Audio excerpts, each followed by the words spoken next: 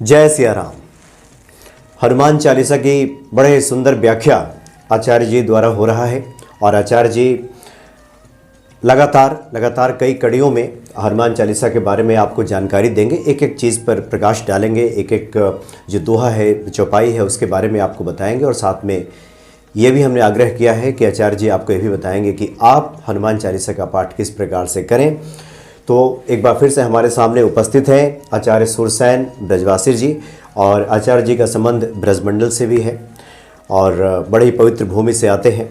तो आचार्य जी, आज आप हनुमान चालीसा के आगे की कड़ी में क्या बताने चाह रहे हैं? हाँ, देखिए, जैसे हम पहले दिन से ही कह रहे हैं कि हनुमान चालीसा की प्रत्येक चौपाई एक एक मंत्र के समान है और निश्चय ही आप विश्वास मानिए और मन में धारणा कर लीजिए कि आप जितने भाव और श्रद्धा के साथ इसका पाठ करेंगे, इसका अनुष्ठान करेंगे, आपको संपूर्ण प्रतिफल की प्राप्ति होगी और आपको अन्यत्र कहीं जाने की आवश्यकता नहीं है। क्योंकि शास्त्र कहता है एक साध है सब सद है और सब साध है सद जाए, पानी दीजे मूल को फूले फले अघाए। जिस प्रकार से आप एक लक्ष्य को पाने के लिए उसके आगे बढ़ जाते हैं, ठीक उसी प्रकार से आप केवल और केवल हनुमान चालीसा को ही पकड़ लीजिए। और आप इसको कैसे पकड़ना है, इसकी विधि क्या है, किस प्रकार से आपको इसका अनुष्ठान करना है, महाअनुष्ठान करना है, किस प्रकार से आपको सकल पदार्थ जो है इसके अंदर वो सब आपको मिल जाए, उस सब के बारे में चर्चा होगी। मैं सब आपको बताऊंगा कि आपको किस प्रकार से करना चाहिए, कैसे करना चाहिए।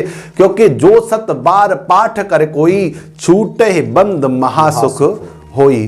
तो महासुख आपको लेना है और हर कोई चाहता है उस सुख को लेना, हम सब लोग चाहते हैं। तो अवश्य ही आपको वो महासुख मिलेगा, हम वो महासुख प्राप्त होगा। मैं आपके बारे में उसके बारे में आपको अवश्य बताऊंगा। आइए आगे बढ़ते हैं श्री हनुमान चालीसा की ओर। उसकी आज प्रथम चौपाई का हम शुभारंभ करते हैं कि जय हनुमान ज्ञान गुण सागर, जय कपीस तेहु लोक उजागर।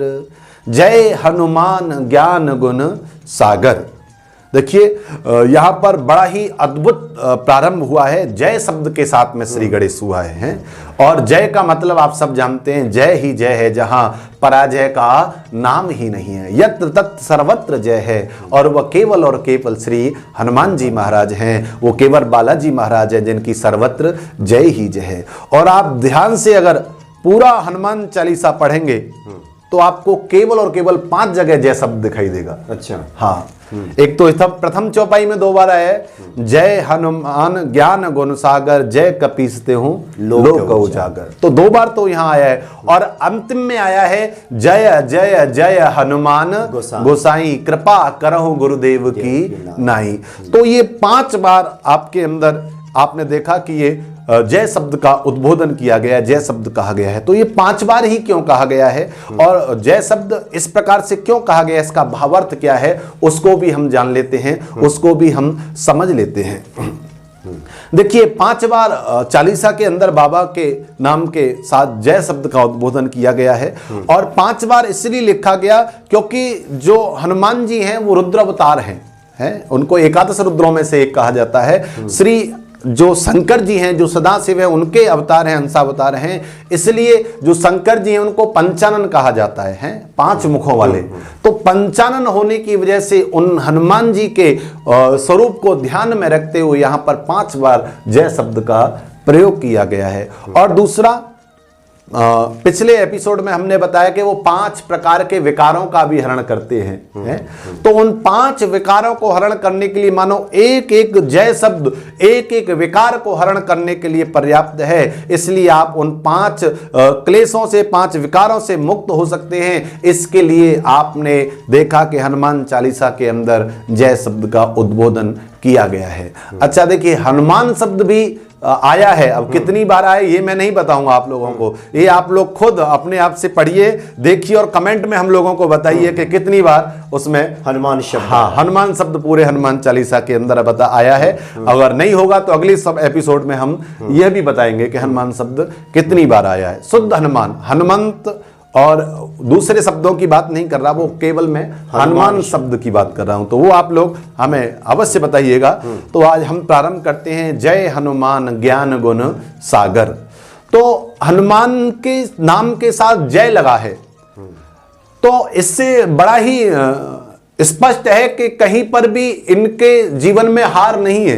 आप कभी हनुमान जी का चरित्र उठा करके देखिए, बचपन से लेकर के आज तक उनका कोई भी ऐसा कार्य नहीं है जो उन्होंने पूरा नहीं किया। जो हनुमान ने ठाना है वो करके माना है, वो पूरा किया है। कोई ऐसा कार्य नहीं है जो हनुमान ने अपने हाथ में लिया और किया नहीं हो। क्योंकि जिस समय हनुमान जी लंका के लिए चले तो उस समय वर्णन आया जिम अमोघ रघुपति का रवाना है।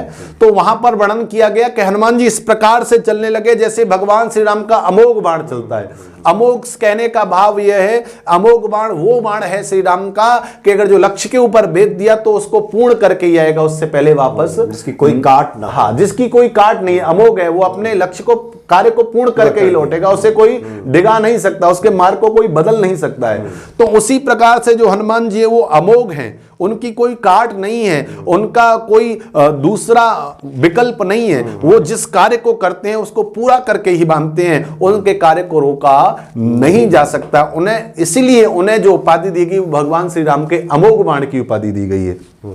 तो प्यारे, इसलिए जो हनुमान नाम है उसके साथ में जय शब्द लगा हुआ है, क्योंकि जिसने कभी हार को स्वीकार ही नहीं किया हो, अर्थात जो कभी अपने कार्य से विचलित न हुआ हो, उसको पूर्ण करके ही वापस आया हो, वही हनुमान है। और इसलिए उनके नाम के साथ जय शब्द लगा हुआ है। दूसरा, आप अपने जीवन में देखिए, आप जरा सी कोई भी विपत्ति आती है तो आप जरा सी देर में परेशान हो जाते हैं। जैसे मेरे पास भी कई सारे कॉल आते हैं आप सब भक्तों के, आप बहुत जल्दी अधीर हो जाते हैं। कोई कहता है मैं 10 महीने से कर रहा हूं, कोई कह रहा है मैं 1 महीने से यह काम कर रहा हूं लेकिन सफलता नहीं मिली है।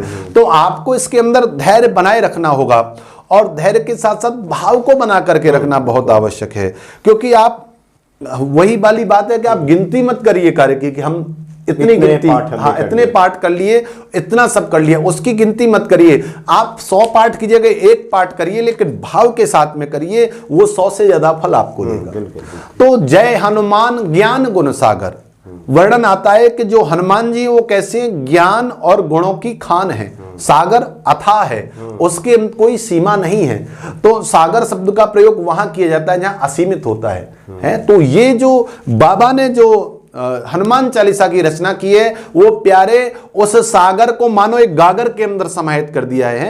एक केवल 40 मंत्रों के अंदर, केवल 40 चौपाइयों के अंदर संपूर्ण सार को समाहित कर दिया है बाबा ने। सब कुछ यही ला करके धर दिया है कि जैसे पहले दिन हमने सुना था कि चारों जो फल है वो इसी के अंदर समाहित हैं। तो वो आपको प्राप्त करने हैं, कैसे प्राप्त करने हैं, तो उसी के लिए आप इसको ध्यान से श्रवण करिए और आप पाएंगे कि आपको किस प्रकार से ये सब मिल सकता है। तो हनुमान जी कैसे ज्ञान और गुणों की खान है। तो ज्ञानी नामाग्रगण्यम, ज्ञानियों में जो अग्रगण्य है। तो आपने देखा होगा कोई व्यक्ति ऐसा होता है जिसके अंदर केवल बल होता है, कोई व्यक्ति ऐसा होता है जिसके अंदर बुद्धि होती है, कोई व्यक्ति ऐसा होता है जिसके अंदर विवेक भी होता है, लेकिन हनुमान जी के अंदर ये सबके सब समाहित है। वर्णन आता है कि जिस समय प्रभु श्री राम के नाम के पत्थर अंकित करके तैराए जा रहे थे, तो प्रभु श्री राम ने सोचा क्यों ना मैं ऐसा करूं कि अगर मेरा स्पर्श करने से पत्थर तैर जाए तो फिर लिखने की आवश्यकता नहीं होगी, श्रम नहीं करना पड़ेगा। तो प्रभु श्री राम एकांत स्थान में गए और वहां जाकर के परीक्षण करने लगे। तो परीक्षण क्या करने लगे कि मैं अपने हाथ से पत्थर फेंकता हूं और देखता हूं ये तैरता है या डूबता है। तो प्रभु श्री राम एकांत में गए और जाकर के एक पत्थर उठाया और समुद्र में फेंका, और जैसे ही पत्थर फेंका प्रभु श्री राम की उम्मीद के विपरीत कार्य हुआ। प्रभु राम सोचते थे कि यह तैर जाएगा, लेकिन वो तो डूब गया। अच्छा, राम जी के साथ में हनुमान जी का ऐसा है जैसे आपके शरीर के साथ में आपकी छाया है, जहां राम है वहां हनुमान है। तो राम जी ने को नहीं देखा तो हनुमान जी पीछे पीछे पहुंच गए। अब जब पत्थर डूब गया तो प्रभु श्री राम ने मानव स्वभाव से इधर उधर देखा कि कोई देख तो नहीं रहा, क्योंकि मैंने फेंका पत्थर डूब गया, जबकि मेरे नाम के पत्थर तैर रहे हैं। तो पीछे देखा तो हनुमान को पाया। तो हनुमान जी को जब पाया तो राम जी मन में विचार करने लगे, थोड़ा निराश हो गए कि अब ये हनुमान जाकर के सबसे कह देगा कि भैया देखो प्रभु श्री राम ने पत्थर फेंका था और वो पत्थर डूब गया, तो ये तो मेरा जो यश है वो थोड़ा नीचा हो जाएगा। तो उसी समय हनुमान जी मन का भाव समझ गए, क्योंकि वो तो राम के दास हैं और दास वही है जो सेवक के मन के भाव को समझ ले। तो तुरंत समझ गए और उन्होंने बुद्धि का, विवेक का वहां पर प्रयोग किया और प्रभु श्री राम से कहा कि प्रभु आप इस तरह से उदास क्यों हैं? तो हनुमान जी से राम जी ने कहा उदास तो होना मेरा स्वाभाविक है, क्योंकि मैंने एक पत्थर फेंका और वो डूब गया। तो बुद्धि का चातुर्य हनुमान जी का आप देखिए। हनुमान जी ने कहा प्रभु आप मुझे बताइए दुनिया में ऐसा कौन होगा जिसे राम त्याग दे और उसके बाद भी वो तैर जाए? है जिसे राम छोड़ते हैं, जिसे राम त्याग देते हैं, अरे उसे तो डूबना ही डूबना है, वो कभी पार नहीं हो सकता। लेकिन जिसको राम नाम का आश्रय मिलेगा वह तैर जाएगा और जिसे राम त्याग देंगे वो डूब जाएगा। तो इस बुद्धि के चातुर्य को देख करके प्रभु श्री राम बड़े प्रसन्न हुए और उसी समय आशीर्वाद दे दिया कि भैया बल में तो तुम प्रधान हो ही हो, आज से मैं तुम्हें आशीर्वाद देता हूं कि तुम बुद्धि में भी प्रधान हो जाओ, हाँ प्रवीण हो जाओगे। इसलिए ज्ञानियों में अग्रगण्य हनुमान जी को कहा गया है, क्योंकि प्रभु श्री राम का उन्हें आशीर्वाद प्राप्त है। तो यहां पर बाबा वर्णन करते हैं, जय हनुमान ज्ञान गुण सागर और जय कपीस तेहु लोक उजागर। तो ऐसे जो हनुमान है वो ज्ञानी हैं, और ज्ञानी होना बड़ी बात नहीं है, ज्ञानी के साथ साथ गुणी होना, गुणी भी है वो गुणी भी हैं। आपके अंदर ज्ञान है ये बड़ी बात नहीं है, लेकिन आपके अंदर गुणी है, आपके अंदर गुण भी है ज्ञान के साथ साथ, तो ये बड़ी बात है। ज्ञान तो आप किताब से पढ़ करके भी प्राप्त कर सकते हैं, लेकिन उसका प्रयोग आपको कब करना है, कैसे करना है, ये बिना गुण के नहीं आ सकता आपको। जब तक आपके अंदर गुण समाहित नहीं होगा तब तक आप उस ज्ञान का सही सदुपयोग नहीं कर सकते। क्योंकि जिस प्रकार से आप हनुमान जी को देखिए, हनुमान जी को केवल यह कहा गया कि आप सीता की खोज करके आइए, उनसे किसी ने नहीं कहा था कि लंका जलानी है, उनसे किसी ने नहीं कहा था कि तुम्हें जाकर के और वो अशोक वाटिका उजाड़ देनी है, सिर्फ पता करना है कहां, केवल सिर्फ पता करने के लिए भेजा था कि आप पता करके कि सीता कहां है, बस इतना काम है। लेकिन हनुमान जी ने वहां सारे कार्य किए और अपने उस गुणी होने का प्रत्यक्ष प्रमाण दिया, जाकर के सबसे पहले अपने लक्ष्य को प्राप्त किया, सीता जी की खोज की।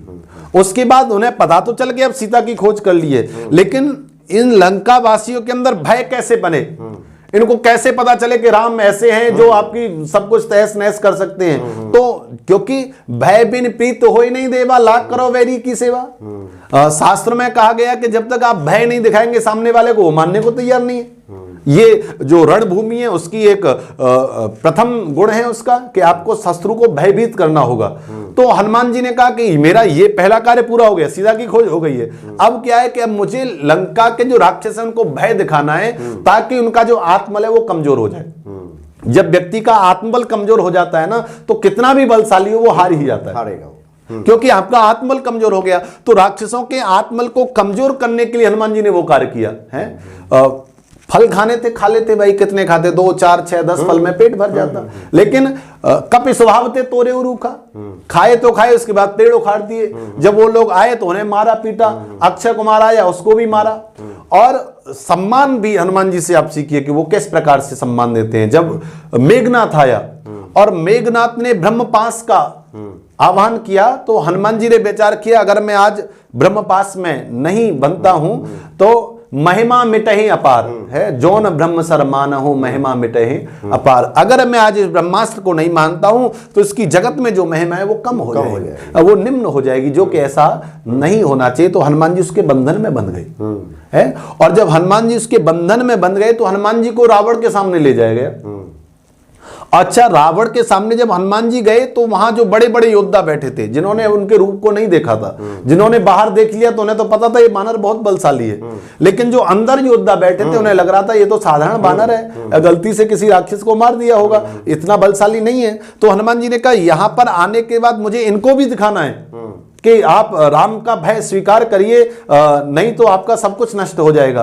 तो उसके लिए जब रावण ने नाना प्रकार के शब्द कहे तो हनुमान जी ने उनको समझाया कि भाई तुम प्रभु श्री राम की शरण में आ जाओ और कोई बात नहीं, सीता का तुमने हरण किया वो तुम्हें माफ कर देंगे। लेकिन रावण नहीं माना। तो हनुमान जी ने बहुत समझाया। उस समय उन्होंने कहा कि तेल बार तेल बोर पट बांध पुने पावक देहो लगाए। उन्होंने कहा इसकी पूंछ में आग लगा दीजिए। तो हनुमान जी ने कहा अब ये सही मौका है अपनी पराक्रमता दिखाने का। अब पूरी लंका को अपना पराक्रम दिखाना है, तो उससे बढ़िया मौका आपको नहीं मिलेगा। कई बार आपको जीवन में, हनुमान जी इस बात से सिखाते हैं कि कई बार आपको जीवन में अवसर मिलता है, लेकिन अवसर भी सही अवसर कब है, आपको कब सही समय पर क्लिक करना है, ये भी आपको बुद्धि से निर्णय लेना है। टाइमिंग की जानकारी बहुत जरूरी है। अगर आप टाइमिंग के साथ नहीं चलोगे तो फेल हो जाओगे। तो हनुमान जी ने उस टाइमिंग को पहचाना कि अब ये सही समय है। तो जैसे ही पूंछ में आग लगाई गई, उन्होंने तुरंत छोटे से बन गए। अच्छा, इससे एक और बोध मिलता है भारद्वाज जी कि व्यक्ति जीवन में बड़ा तो हो जाता है, लेकिन बड़ा होकर छोटा नहीं बन पाता। फिर ये एक बड़ी समस्या है कि आप बड़े छोटे हैं तब तक तो ठीक है, लेकिन अब जब छोटे से आप बड़े हो गए तो फिर आप छोटा नहीं बन सकते। लेकिन हनुमान जी कहते हैं अगर आपको कार्य सिद्ध करना है तो आप कितने ही विशाल क्यों ना हो, अगर लंका जलानी है तो आपको छोटा बनना पड़ेगा, क्योंकि लंका प्यारे छोटे बन करके ही जलेगी।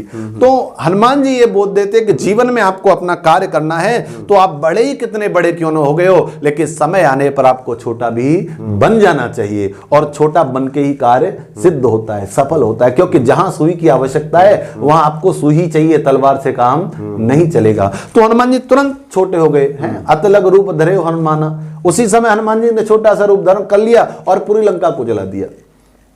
तो पूरी लंका जब जलने लगी तो जो लंका के अंदर निवास करने वाले राक्षस हैं, राक्षसनियां हैं, तो उन्हें पराक्रम याद आया कि भाई वास्तव में ये तो बानर बलशाली है। और हनुमान जी ने कह के गया मैं अकेला नहीं हूं, मैं तो बहुत छोटा सा हूं उनकी सेना में, मुझसे तो कई गुने बलवान बुद्धिमान राम की सेना में बानर हैं। तुम जिन्हें बानर बानर कह रहे हो ना, वो एक बानर तुम्हारी लंका का ये हाल करके जा रहा है, तो ऐसे तो अनेकों बानर हैं। तो ये भय पैदा किया, तो ये गुण के माध्यम से होता है। अगर आपके गुणी हैं, आपके अंदर गुण है, तो ही आप ये काम कर सकते हैं। अगर आपके अंदर गुण नहीं है तो आप ज्ञान का सही प्रयोग नहीं कर सकते। तो कहा गया कि जय हनुमान ज्ञान गुण सागर। तो ज्ञान और गुण दोनों के सागर हैं। सागर वो विशाल है जिसकी कोई सीमा नहीं है। तो ठीक उसी प्रकार से जो हनुमंत लाल हैं, जो श्री हमारे आराध्य हैं, जो हमारे इष्ट हैं, वो श्री हनुमान जी के अंदर इनका सागर भरा हुआ है। इसके अंदर कोई उनके अंदर छोटा मोटा प्रभाव नहीं है, जल के संपूर्ण अथाह उनके अंदर समाहित है। तो आगे बाबा कहते हैं जय कपीस तेहु लोक उजागर। तो जय किसकी जय? कपीस है। कपीस से ईश्वर स कपीस है, जो कपियों के, जो बानरों के स्वामी हैं। तो क्या हनुमान जी केवल बानरों के स्वामी थे? नहीं नहीं, कपि और कवि है। बंदे जो बाबा ने रामचरितमानस का वर्णन किया उसमें भी कवीश्वर और कपीश्वरो, कवीश्वर आदि श्री बालाजी महाराज जी, वाल्मीकि जी महाराज, और कपीश्वर श्री हनुमान जी महाराज, दोनों को प्रणाम किया।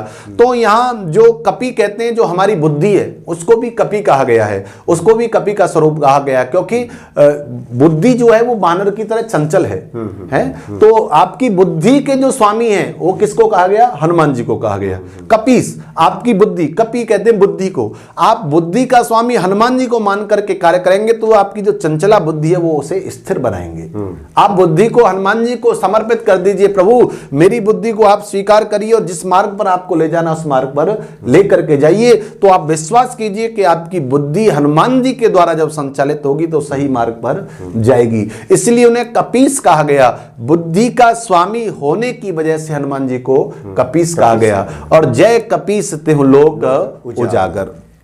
जब श्री हनुमान जी महाराज उस आपकी बुद्धि के साथ समाहित होंगे और बुद्धि का साथ जब आपको सही मिलेगा तो आप तीनों लोगों को प्रकाशित कर सकते हैं, जैसे श्री हनुमान जी ने किया है। जिस तरह से उनका यश, उनका कीर्ति, उनका नाम आप देखिए दुनिया में हर जगह फैला हुआ है, चाहे देश हो चाहे विदेश हो, हर जगह हनुमान जी महाराज का प्रभाव है। और केवल इस प्रभाव के होने का कारण यही है कि उन्होंने अपने अंदर जो भी है उसका सही समय पर सही सदुपयोग किया है। चाहे वो ज्ञान हो, चाहे वो बुद्धि हो, चाहे वो बल हो, चाहे वो आत्मबल हो, चाहे वो उनका अपना सेवक का धर्म हो, उन्होंने हर कर्म को एक समर्पण के साथ में किया है और एक लगन के साथ में किया है। इसलिए आज हनुमान जी हर जगह प्रचलित हैं।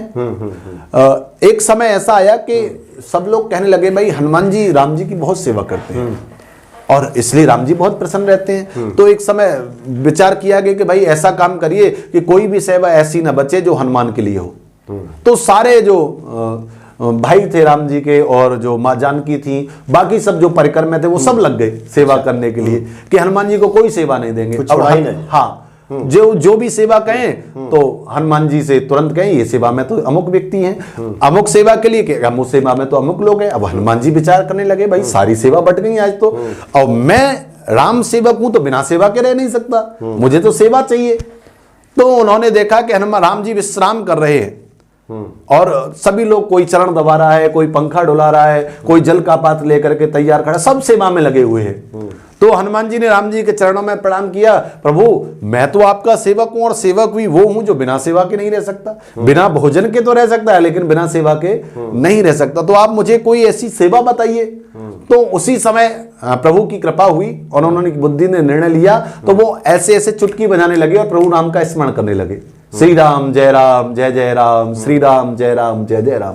तो माँ जानकी ने कहा तुम ये सब क्यों बोल रहे हो भाई, यहां तो सेवा बटी हुई और सेवा में ये विघ्न हो रहा है। तो हनुमान जी ने कहा देखो प्रभु श्री राम जो हैं वो विश्राम की मुद्रा में है, और जब व्यक्ति विश्राम की मुद्रा की तरफ जाता तो कई बार उसे उम्हाई आती है, जिसे जमाई कहते हैं, कि वो जब आएगी तो प्रभु श्री राम के लिए चुटकी कौन बजाएगा, तो इसलिए उसका तो पता नहीं कब आएगी, इसलिए मैं हनुमान चुटकी बजा रहा हूं, प्रभु का नाम ले रहा हूं, ताकि न जाने कब उन्हें जमाई आए और कब मेरी सेवा की आवश्यकता पड़ जाए। तो ऐसे बुद्धि में जो निपुण है, बुद्धि में कौशल जिनको हासिल है, वो ऐसे श्री हनुमान जी महाराज जो हर समय प्रभु श्री राम की सेवा में मग्न रहते हैं, तल्लीन रहते हैं। जय कपीस तेहु लोक उजागर, ऐसे श्री हनुमान जी महाराज हैं, वो तीनों लोकों में आपके यश को, आपके मान को, आपके सम्मान को फैला देते हैं। कब, जब आप उनकी शरण में संपूर्ण भाव के साथ पहुंच जाते हैं, जब आपका प्रेम, जब आपका समर्पण उनके अंदर समाहित हो जाता है, जब आप हनुमानमय हो जाते हैं, तो आपको यह सब